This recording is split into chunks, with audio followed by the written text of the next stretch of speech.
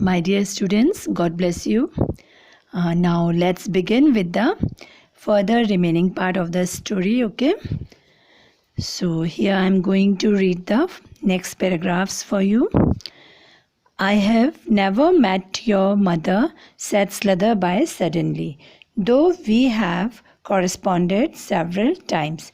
Corresponded means here communicated. My introduction to her was through political friends. Does she resemble you at all in feature? I should rather like to be able to pick her out if she happened to be on the platform to meet me. So here suddenly Slitherby said to Bertie that he never have met to his mother, and though they have communicated several times, and he asked whether his mother looked like him, and if it would be like that, then Slitherby will find her out if she would be on the platform to meet him. Okay, now let's see the next paragraph. She has the same dark brown hair and high color. It runs in her family. I say, this is where I get out.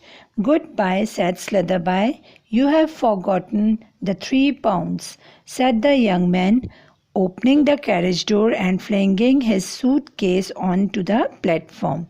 Flinging means throwing something casually in a hurry. I have no intention of lending you 3 pounds or 3 shillings, said Slitherby severely, but you said. I know I did, but now your story about the different crafts put me on my guard. Then I laid a trap for you. I told you that I had never met Mrs. Solpenjago. As a matter of fact, I met her at lunch on Monday last. She is a blonde, most certainly. Okay. So here Bertie said that she had a dark brown hair, and now Slitherby was under suspicion of foul play, and he was not ready to give money since he knew Mrs. Solpenjago was a blonde, and the different crest got Slitherby's attention also, and so he said that he laid a trap for Bertie, as Slitherby had never met Mrs. Solpenjago, but in fact he already met her at lunch, and she was a blonde at that time. Okay, now the train moved on, leaving the young man cursing furiously on the platform. Well, he hasn't opened his fishing expedition by catching a flat, chuckled Slitherby. He would have an entertaining story to tell at dinner that evening, and his clever little trap would earn him admiration as a resourceful and clever man. He was still dreaming about this when the train drew up at his station. On the platform he was greeted sedately by a tall footman and noisily by Claude People Casey, who had travelled down by the same train. And hello, Slitherby, you spending the week and Edinburgh? Good, excellent. Where we are. Here's the car waiting for us, and very nice too. The car which won the Casey's approval was a sumptuous looking vehicle. It was the enormous and graceful lines and design, and combined the features of a hotel lounge and an engine room. Okay, so here in this paragraph, the word flat means here dim-witted person, and admiration means praise, and resourceful means quick to solve problems. Then the word sedately means in a dignified manner, and sumptuous means grand and luxurious. Then the last word in this paragraph, lounge, it means a public waiting room. So here In this paragraph, the train moved on and this young man left there on the platform and again expressing his anger. And Slatherby thought that he would have an interesting story to tell at dinner that evening. So still he was dreaming about it. Then on the platform, he was greeted in a dignified manner by a tall man who had travelled down by the same train, and so Slatherby was received by Claude People Casey in a grand and luxurious vehicle.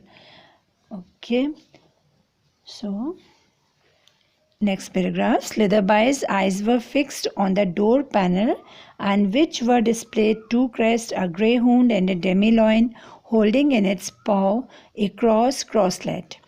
Just as the car turned in at the Brill entrance gates, the Casey captured Slatherby's attention by talking about the personality of their hostess. Okay, so here in this paragraph, Dan Slatherby's eyes were just fixed on the car door, where the display of two crests, and as the car entered at the Brill entrance gates, then he just captured Slatherby's means Casey. Then that Casey just captured Slatherby's attention by talking about their hostess personality. Now, next, brilliant woman, level-headed, a clear thinker, knows exactly when to take up an individual and exactly when to let him drop. Influential woman, but spoils herself and her chances by being too restless. Good experience too, till she made that idiotic change. Change? queried Slatherby. What change? What change? You don't mean to say? Oh, of course, you have only known her just lately. She used to have beautiful dark brown hair. Then one day, about 5 weeks ago, she electrified everybody by appearing as a brilliant blonde. Quite ruined her looks. I say, what's the matter with you? You look rather ill. Electrified means surprised in an exciting way. So here in this last paragraph, Casey explained that Salpan Jago was a brilliant woman, level-headed, a clear thinker, and she knew when to take up a cause, exactly when to let it drop. Then he added an influential woman, but spoiled herself and her chances by being too restless. She had good appearance until she made that idiotic change. Then Casey said that Bertie's mother had changed her dark brown hair to a blonde, and just 5 weeks ago, and this shocked Slatherby, and he realized that Bertie had not lied to him. So here this interesting story ends, and question answers for this chapter you will get in the next video. So children, your unit test syllabus chapters are lesson 1 and 2 and the poem television. So just keep revising it, and nowadays I am also taking the further chapters of your syllabus. So just be safe and all the best.